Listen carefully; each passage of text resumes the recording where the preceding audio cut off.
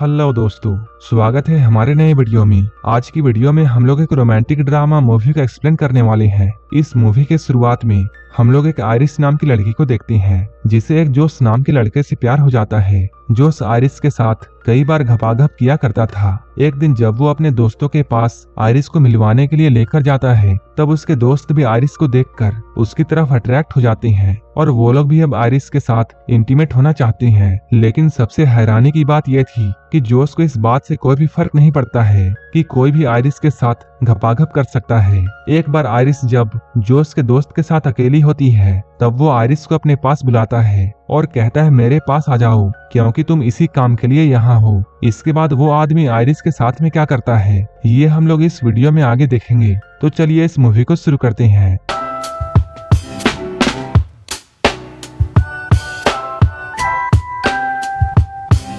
इस मूवी की शुरुआत एक सुपरमार्केट से होती है। यहाँ पर हम लोग एक आयरिस नाम की लड़की को देखते हैं। तभी एक जोश नाम का लड़का यहाँ आता है। जोश आयरिस को ही देखे जा रहा था। यहाँ आयरिस भी जोश को नोटिस करती है। इन दोनों की नजरें मिलती हैं और इन दोनों को पहली नजर में ही प्यार हो जाता है। अब ये लोग साथ में घूमते हैं। जोश आयरिस को अपने दोस्तों से मिलाने के लिए लेकर जाता है। यहाँ आयरिस उससे बोलती है तुम्हारी दोस्त कैट मुझे बिल्कुल भी पसंद नहीं करती है। जोश कहता है कैट ऐसी ही है, इसलिए तुम उसकी बातों का बुरा मत मानो। इसके बाद ये लोग अंदर जाकर कैट से मिलते हैं। यहाँ इनके दोस्त पैट्रिक और इलाई भी आए हुए थे। ये सभी लोग अभी जिस घर में थे, ये घर सर्गे का है। वैसे तो सर्गे कैट का बॉयफ्रेंड था, लेकिन आयरिस को देखने के बाद अब उसकी निगाहें आयरिस पर पड़ जाती हैं। आयरिस और जोश काफी लंबे सफर से आए थे, इसलिए आयरिस ऊपर जाकर शावर लेती है। इसके बाद जब ये सभी लोग बैठे हुए थे, तभी पैट्रिक अपनी और इलाई की कहानी सुनाता है कि वो लोग एक दूसरे से कैसे मिले और उन्हें भी पहली नजर में ही प्यार हो गया था। उनकी कहानी को सुनने के बाद आयरिस कहती है मेरी भी कहानी कुछ इसी तरह है। आयरिस जब अपनी बातों को बोल रही थी, तभी वो नोटिस करती है उनका कोई भी दोस्त उसकी बातों पर ध्यान नहीं दे रहा था। यहीं पर हम लोग सर्गे के बारे में जानते हैं। सर्गे कई सारे इलीगल काम भी करता है। यहाँ पर कैट आयरिस से ये कहती है सर्गे के पास सब कुछ है और उसकी तो एक सुंदर बीबी भी है। मैं तो बस उसकी टाइम पास हूँ। उसका जब भी मूड बनता है वो मेरे साथ इंटीमेट होता है। कुछ देर के बाद ये सभी लोग यहाँ डांस करने लगते हैं। तभी सर्गे आयरिस के नजदीक आने की कोशिश करता है। यहीं पर जोश भी होता है। डांस करते हुए आयरिस जोश को अपने तरफ खींचती है। यहाँ ये लोग साथ में काफी मस्ती करते हैं। रात में सोने से पहले ये लोग इंटीमेट होते हैं, लेकिन तभी आयरिस कुछ बोलने लगती है। जोश उसे कहता है सो जाओ। तभी आयरिस एकदम से ही सो जाती है। सुबह में ये लोग नदी के पास जाने वाले थे। जोश आयरिस से कहता है मेरा जाने का मन नहीं है, इसलिए तुम अकेली चली जाओ। जोश आयरिस की बातों को मानकर अकेली जाती है, लेकिन आयरिस के जाते ही जोश ने अपने फोन में वो एक पेनड्राइव को कनेक्ट करता है। इधर बाहर आयरिस को अपने जेब में एक चाकू मिलता है। यहाँ पर पीछे सर्गे भी होता है। सर्गे आयरिस के साथ फ्लर्ट करने की कोशिश कर रहा था। सर्गे को देखकर आयरिस कहती है मुझे अब वापस जाना चाहिए, लेकिन सर्गे उससे कहता है तुम मेरे गेस्ट हाउस में आई हो, इसलिए तुम्हें थोड़ा टाइम मेरे साथ गुजारना चाहिए। सर्गे यहाँ आयरिस को सनस्क्रीन देकर ये कहता है कि तुम मेरी पीठ पर इसे लगा दो।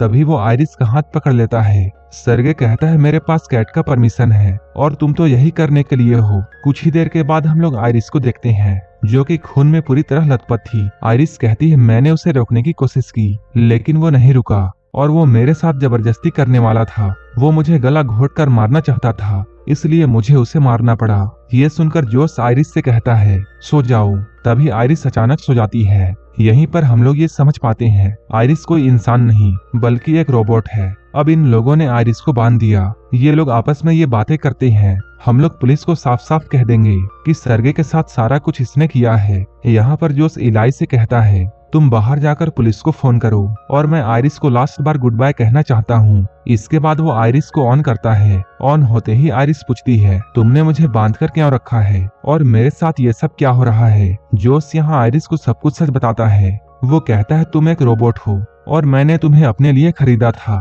तुम्हारी सारी की सारी फीलिंग्स बस प्रोग्रामिंग है। यहाँ पर जोश उसे अपने फोन से कंट्रोल करके उसे बताने की कोशिश करता है कि तुम सच में एक रोबोट हो, लेकिन आयरिस उसकी बातों पर विश्वास नहीं करती है। वो कहती है मुझे मेरी पूरी जिंदगी याद है। जोश कहता है वो सब भी आर्टिफिशियल झूठ है और ना ही हम लोग किसी सुपरमार्केट में मिले थे। बल्कि तुम्हें तो मेरे घर में डिलीवर किया गया था। अब हम लोग उस वक्त को देखते हैं जब आइरिस जोस को दी जा रही थी। कंपनी वाले जोस से ये कहे थे कि ये रोबोट बिल्कुल सेफ है, ये कभी भी किसी इंसान या फिर किसी जानवर को हर्ट नहीं कर सकती है और ना ही ये कभी आपसे झूठ बोलेगी। यहाँ तक कि आप इसे अपने तरीके से कस्टमाइज भी कर सकते हैं। आप इसके साथ जो भी कुछ करना चाहें वो सब कुछ आप कर सकते हैं और जब भी आप इसे रिसेट करना चाहें तब इसके कान के पीछे अपना थंब स्कैन कर देना होगा। इसके बाद जोस आइरिस के सामने बैठकर उसके अंदर लव वाला फीलिंग डेवलप करने लगता है, जिससे आइरिस को ऐसा लगता है जोस उसका बॉयफ्रेंड है और अब वो जोस को अपना सब कुछ मानती है। वो उसके साथ कई बार इंटीमेट भी होता है, लेकिन अब जोस ने आइरिस को सब कुछ बता दिया था। वो कहता है तुम्हारी सारी फीलिंग्स प्रोग्रामिंग है। ये सुनकर आइरिस रोने लगती है। आइरिस कहती है मैंने मान लिया कि मैं एक रोबोट हूँ, लेकिन फिर भी मैं तुमसे प्यार करती हूँ और मैं तुम्हारे साथ रहना चाहती हूँ। लेकिन तभी वहाँ पर कैट आती है। कैट जोस से कहती है इसे बंद करो, लेकिन जोस आइरिस को बंद करने के बजाय कैट से बातें करने लगता है। कैट कहती है ये हमारा प्लान नहीं था, तुमने उसे दोबारा ऑन क्यों किया? जोस कहता है मैं बस लास्ट बार उसे गुड बाय कहना चाहता था। यहीं पर हम लोग ये जानते हैं ये सारा का सारा कुछ जोस और कैट का प्लान था। इन दोनों ने मिलकर आइरिस के सेटिंग के साथ छेड़छाड़ की थी ताकि वो सरगे को मार दे। लेकिन इधर आइरिस पास में पड़े हुए चाकू की तरफ बढ़ती है। जब जोस उसे बंद करने के लिए उसके पास में आता है तब आइरिस उसे जोर से एक मुक्का मारती है। कैट ये सब देखते रह जाती है। इसके बाद आइरिस जोस का फोन लेकर यहाँ से निकल जाती है। अब जोस ये सारी बातें इलाई को बताता है। वो कहता है मैंने ही आइरिस के सेटिंग के साथ में छेड़छाड़ की थी ताकि वो सरगे को मार दे और उसका सारा का सारा पैसा हमारा हो जाए। इसके बाद ये लोग इस पैसे में एक हिस्सा इलाई को भी देने की बातें करते हैं। इलाई कहता है तब तो एक हिस्सा पैट्रिक का भी होना चाहिए। जोस कहता है पैट्रिक का कैसे? यहीं पर हम लोगों के सामने एक और बड़ा खुलासा होता है कि पैट्रिक भी एक रोबोट है। ये लोग बातें करते हुए पैसों का 3 हिस्से करने के लिए मान जाते हैं, लेकिन पुलिस के आने से पहले उन्हें आइरिस को ढूंढना था ताकि वो लोग उसकी सेटिंग्स को पहले की तरह कर दे और पुलिस को उन पर शक ना हो। इधर आइरिस जोस का फोन लेकर आई थी और वो जोस के फोन को खोलकर अपनी सेटिंग्स खुद से ही चेंज कर लेती है और वो अपने इंटेलिजेंस को 100% कर देती है। इसके बाद वो ये सोचती है कि अब वो इस जंगल से कैसे निकले। अगर आइरिस चुपचाप जोस के कार तक जाती है तब वो जोस के फोन को यूज करके उसके गाड़ी को खोल सकती है और आराम से यहाँ से निकल सकती है। लेकिन तभी यहाँ पर इलाई और पैट्रिक आ गए। लेकिन यहाँ पर हम लोग ये जानते हैं कि पैट्रिक को पहले से ये पता था कि वो एक रोबोट है। उसने ये बात अपने आप ही जान लिया था। पैट्रिक कहता है ये बात जानने के बाद भी मैं तुमसे उतना ही प्यार करता हूँ और तुम्हारी और मेरी पहली बार मिलने की जो मेमोरी है वो मेरे लिए बिल्कुल सच है। इलाई कहता है हाँ मैं भी तुमसे बहुत प्यार करता हूँ। लेकिन तभी जोस का फोन बजता है। इलाई ये समझ जाता है कि आइरिस यही है। आइरिस यहाँ से भागने की कोशिश करती है, लेकिन वो दोनों टकराकर गिर जाते हैं। ये लोग गन को लेने के लिए फाइट करते हैं, लेकिन इसी बीच इलाई को गोली लग जाती है। अब आइरिस फिर से भागती है और वो जल्दी से जाकर जोस के कार में बैठ जाती है, लेकिन ये कार बिना जोस के वॉइस कमांड के ऑन नहीं हो सकती है। इसके बाद आइरिस अपने कंट्रोल में जाकर अपनी आवाज चेंज करने की कोशिश करती है। तभी बाहर जोस एक पत्थर उठाकर कार के शीशे को तोड़ने की कोशिश करता है। ये शीशा टूटने ही वाला था, लेकिन तभी कार चल जाती है। अब आइरिस जोस को पीछे छोड़कर यहाँ से निकल जाती है। इधर जोस अंदर आकर सरगे का फोन ढूंढने लगता है। उसने सरगे के फोन से अपने कार चोरी होने की कंप्लेन कर दी। तभी कार साइड में लगकर अपने आप बंद हो जाती है और इसके दरवाजे भी अपने आप लॉक हो गए। इसके बाद जोस आइरिस को कॉल करता है। वो कहता है बेबी अभी भी कुछ भी नहीं बिगड़ा है, तुम मेरे पास आ जाओ और हम लोग मिलकर सब कुछ ठीक कर देंगे। हम लोग सारा का सारा ब्लेम पैट्रिक पर डाल देंगे कि उसने ये सब किया है। लेकिन आइरिस ने अपने इंटेलिजेंस को इतना बढ़ा दिया था कि वो जोस के झांसे में आने वाली नहीं थी। आइरिस कहती है तुमने मुझसे मर्डर करवाया है। इसके बाद आइरिस उसे ब्रेकअप कर लेती है। इसके बाद जोस पैट्रिक के पास में जाता है। वो इलाई के थंब प्रिंट से पैट्रिक को रीसेट करता है और वो पैट्रिक को अपने से कनेक्ट कर लेता है। अब पैट्रिक को इलाई के जगह में जोस दिख रहा था। इसके बाद जोस सेटिंग में जाकर पैट्रिक के अग्रेशन को 100% कर दिया